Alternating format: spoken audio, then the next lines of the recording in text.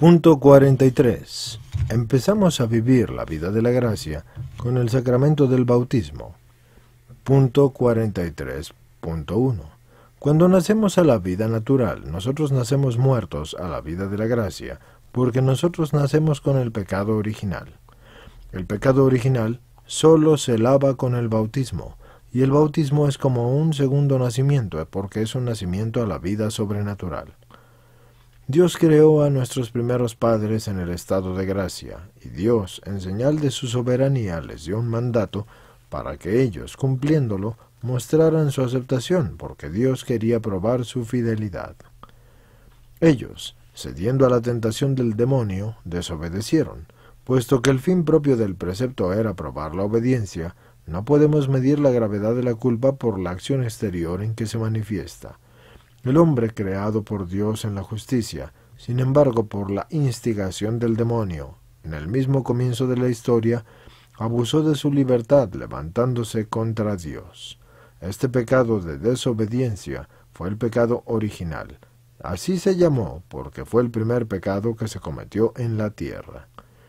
En los principios de la humanidad, dice San Pablo que Adán introdujo el pecado en el mundo. El pecado original es el origen de otros muchos. El pecado original es la raíz de los demás pecados de todos los hombres. La realidad del pecado original es un dogma de fe. Con este pecado de desobediencia, nuestros primeros padres perdieron la gracia para ellos y para nosotros sus hijos, lo mismo que lo pierden todos los hijos del que se arruina en el juego de la ruleta.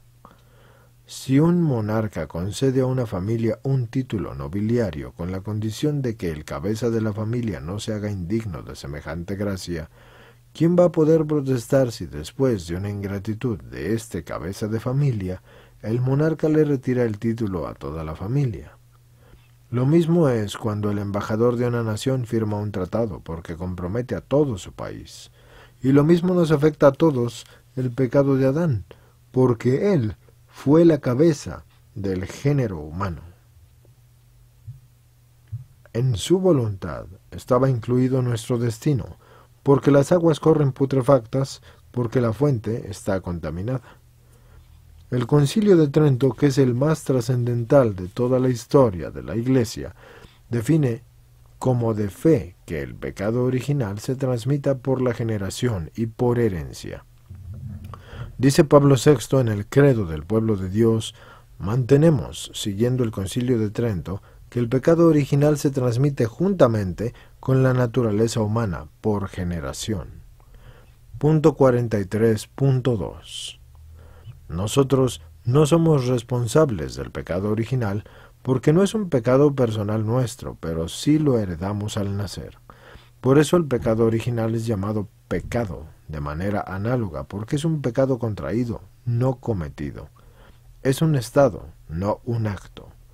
En virtud de la ley de solidaridad de Adán con toda la humanidad, por ser él su cabeza físico-jurídica, nos priva de los dones extraordinarios que Dios había concedido en un principio a Adán, para que los comunicara a sus descendientes.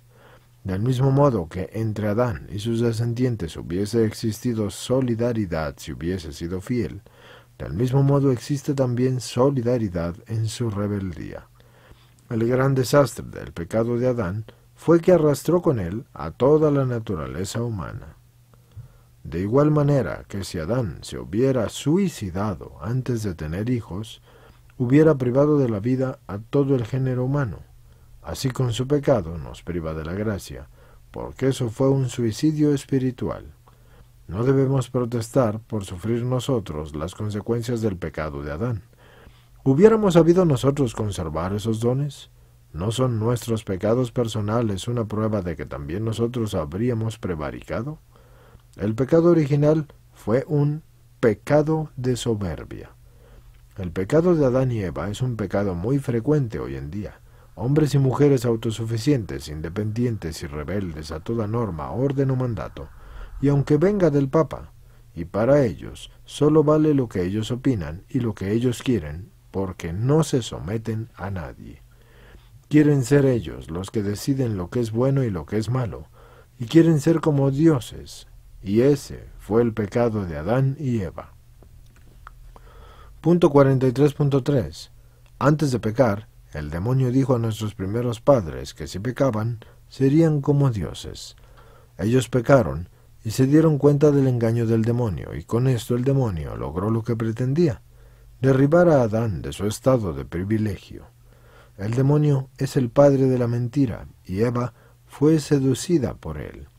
El que peca se entrega al espíritu de la mentira. En la medida en que somos pecadores, somos mentirosos, porque el pecado es el abandono de la verdad, que es Dios. Se abandona, por tanto, a Dios por la mentira. El demonio también nos engaña a nosotros en las tentaciones, presentándonos el pecado muy atractivo, y luego siempre quedamos desilusionados y con el alma vacía y con ganas de más. Porque el pecado nunca sacia. Pero el demonio logra lo suyo, encadenarnos al infierno. El demonio nos tienta, induciéndonos al mal, porque nos tiene envidia porque podemos alcanzar el cielo que él, por su culpa, perdió. Todas las tentaciones del demonio se pueden vencer con la ayuda de Dios, porque el demonio es como un perro encadenado que puede ladrar, pero solo puede morder al que se le acerca.